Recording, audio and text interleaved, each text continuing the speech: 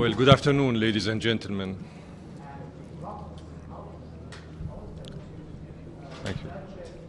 Thank you.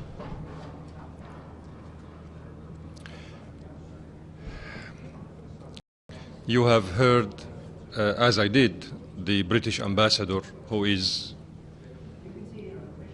supposedly going to be the next president of the Security Council, addressing you on the informal meeting with the so-called independent commission of the Council on Human Rights with regard Syria. I'm stressing and underlining the reference I made to this meeting by calling it informal, because it happened outside of the Security Council, and therefore it represents only the standpoint of those who spoke. However, I would like to make the following comments.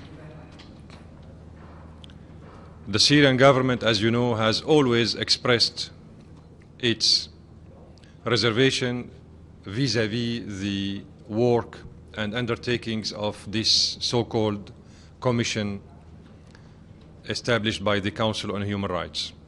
The Syrian government did so because from the beginning we said that this commission was established for political purposes, to serve a hidden agenda of the handlers and masters of the terrorists who are targeting Syria, Syria the government, Syria the country, and Syria the people. This commission has been biased from the beginning. It didn't visit Syria. It met only with people who live abroad and claiming to be opponents. And it did ignore always, until now, all the reports submitted to it by the Syrian government. If you go through the report of the Commission, you would see that it reflects the standpoints and the points of view of the so-called opponents outside of Syria, in the camps and elsewhere, in Turkey, Jordan, Lebanon, and elsewhere. But it did neglect to mention any word on the thousands of papers and information and the plenty of information we provided to the Commission as a government for years. So this in itself indicates how biased this Commission is.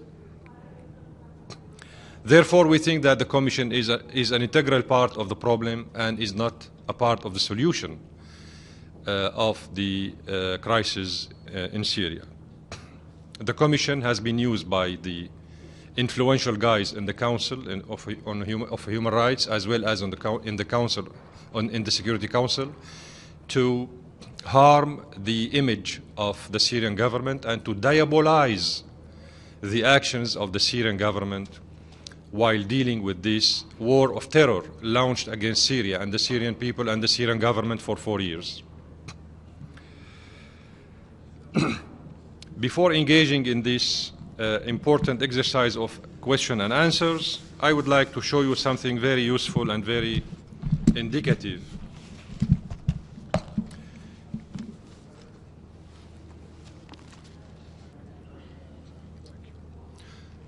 This is a book, an unusual book, 500 pages, elaborated by the Syrian authorities on the foreign terrorists killed in Syria in the month of October 2013. 1 month, 2013, October. Foreign terrorists, only foreigners, coming from the same guys who are supposed to represent the Security Council and the Council on Human Rights.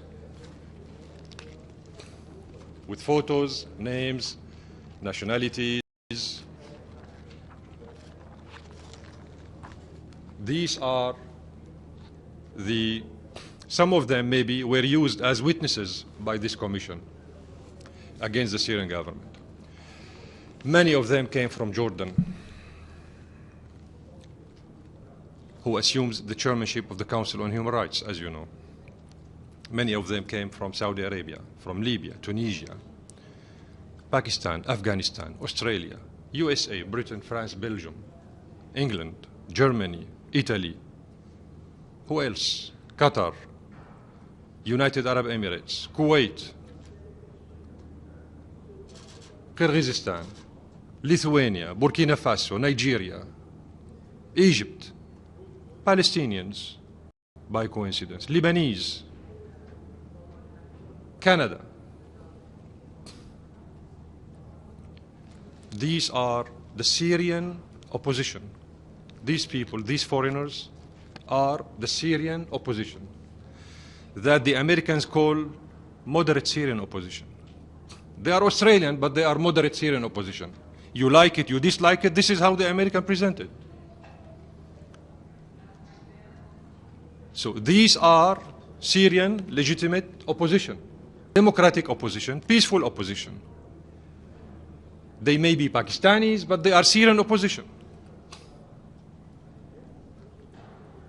And this mistake is being repeated unlawfully, impolitely, by high-level UN officials, such as the spokesperson of the Secretary General himself, who repeatedly considered the terrorists operating in the Syrian Golan occupied by Israel as an armed opposition groups, while we all know, according to the Security Council reports, that these people are terrorists from ISIL and Al-Nusra Front, who kidnapped UN staff from UNDOF upon instructions from Qatar. And their wounded guys are treated in the Israeli hospitals by the Israeli authorities. Still, the spokesperson of the Secretary General insists in considering these terrorists Syrian armed opposition groups. And the head of the Syrian armed opposition groups operating in the Syrian occupied Golan by Israel is by coincidence a Jordanian who used to be the right hand of al-Zarqawi in Iraq. So something is wrong in here. Something hypocrite is taking place somewhere. People are misleading the members of the Security Council. Some people, influential guys, are misleading the media and the public opinion. They are dealing, equally speaking, with the Syrian government and the terrorist groups on an equal footing. Isn't a violation of the Security Council resolutions 2170, 2178, and 2199? We have just endorsed 3 resolutions in the Council on ISIL, on foreign fighters, on Al-Nusra Front, on sponsoring terrorists through the Syrian-Turkish border, on stealing antiquities and artifacts and cultural heritage. What are we doing with these resolutions in the Council? These should follow the words. We are the only government in this organization which is implementing these 3 Security Council resolutions. And here are the examples and the proofs and the evidences. We are the only government implementing these resolutions.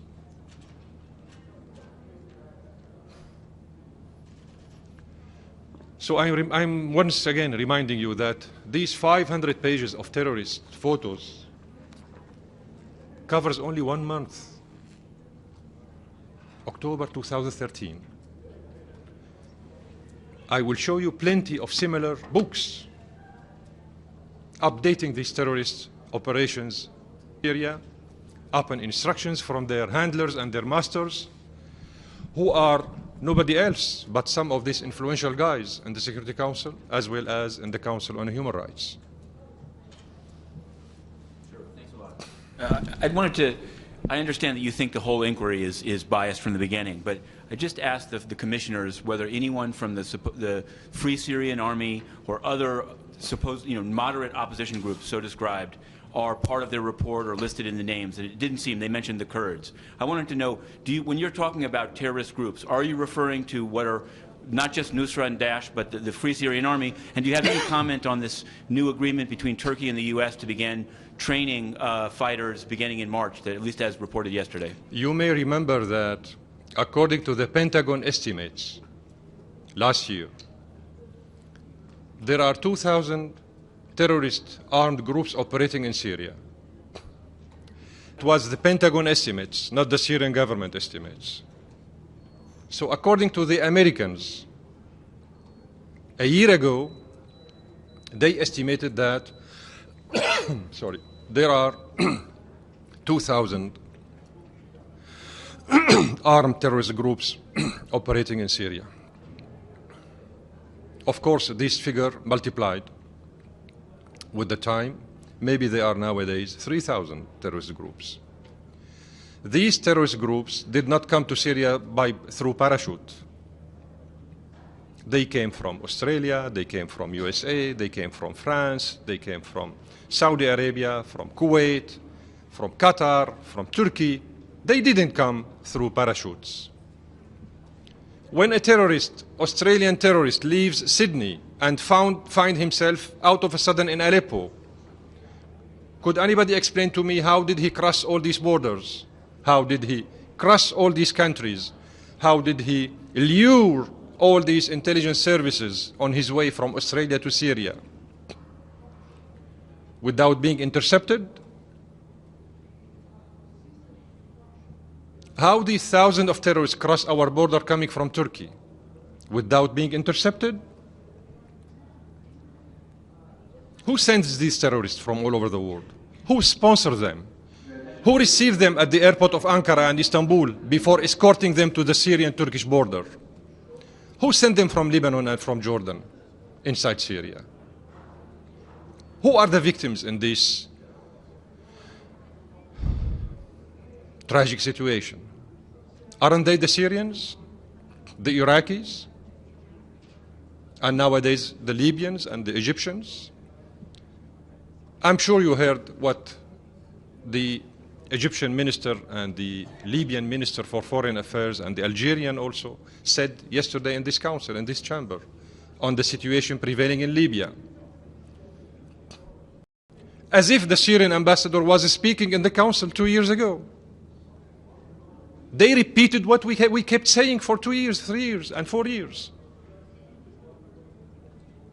Now everybody is acknowledging the veracity, the accuracy, and the validity of what we kept saying for 4 years. But some of these people, influential guys in the council, still stubborn. They don't want to acknowledge that they are wrong. And their policies were wrong vis-à-vis Syria. This is a war of terror launched against my country. Can I ask you about these secret lists that they have compiled and they say they are thinking of publishing? Are you worried that key officials of your government, of the military, even the name of President Assad might be on that list? All this propaganda aims at diabolizing the Syrian government and misleading the public opinion. They did it in the past and they will do it in the future. What kind of credibility could we give to such documents when we know that the chair, the High Commissioner for Human Rights is Jordanian? That the chair of the Alliance of Civilization Forum is Qatari? That the UN Center to Combat Terrorism is sponsored by Saudi Arabia? That Turkey will host the first UN humanitarian summit? What kind of credibility can we have in this organization when we give to these people these important and crucial posts, while their governments are deeply involved in the bloodshed of the Syrian people? This is what I can answer you. Please. باللغة العربية لو سمحتم. الاتهامات التي ساقتها اللجنة خطيرة جدا. هناك حديث عن عشرات الآلاف من المعتقلين الذين يتعرضون للتعذيب حسب ما قالوا، وهناك قوائم بمسؤولين. ما هو رد الحكومة السورية على هذه الاتهامات؟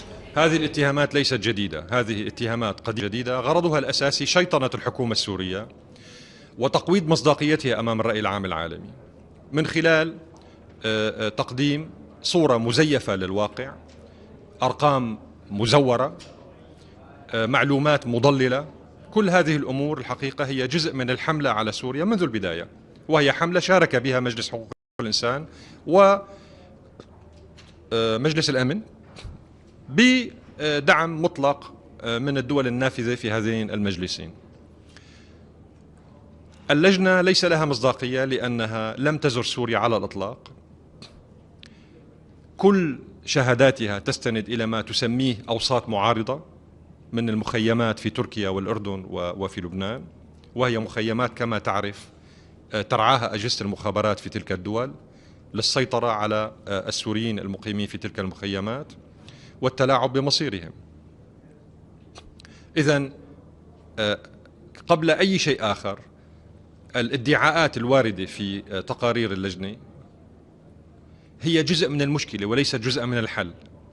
اللجنة لا تسعى إلى مساعدة الحكومة السورية على مواجهة تلك الحرب الإرهابية التي يشنها الإرهابيون من كل أصقاع الدنيا ضد الحكومة السورية وضد الشعب السوري. الضحايا هم سوريون أولا وآخرا، ومن يموت على الأرض السورية هم سوريون علاوة على الآلاف من الإرهابيين الذين أظهرتهم لكم في هذا الكتاب، وهو جزء من عشرات الأجزاء من الكتب الموجودة لدى السلطات السورية. من جلب هؤلاء الإرهابيين إلى سوريا؟ من أستراليا إلى كندا، من الدنمارك إلى بوركينا فاسو. من الذي يجلب هؤلاء الإرهابيين؟ أليست الدعوة الوهابية السلفية التكفيرية التي أصبح اسمها الآن داعش، بينما هي سعودية المنشأ في الأساس؟ هي تعاليم وفكر وهابي سعودي في الأساس.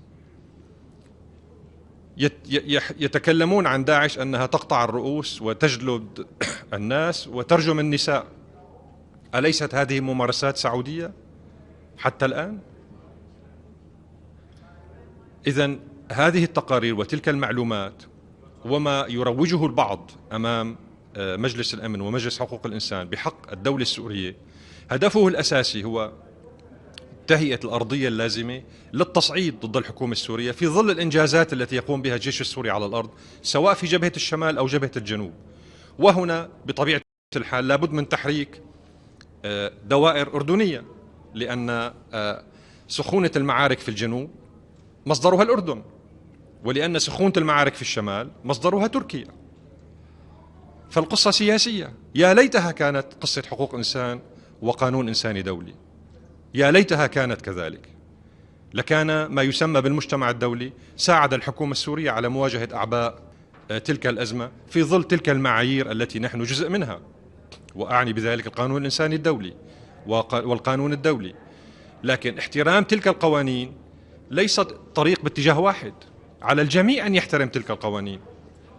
هل هناك من يستطيع أن يقنعنا بأن سماح الأردن وتركيا والسعودية وقطر بتدريب إرهابيين فوق أراضيها وإرسالهم إلى سوريا هو عمل قانوني ينسجم مع أحكام الميثاق ومبادئ القانون الدولي؟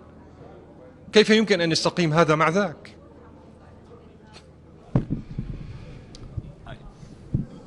Caleb Maupin, Press TV News.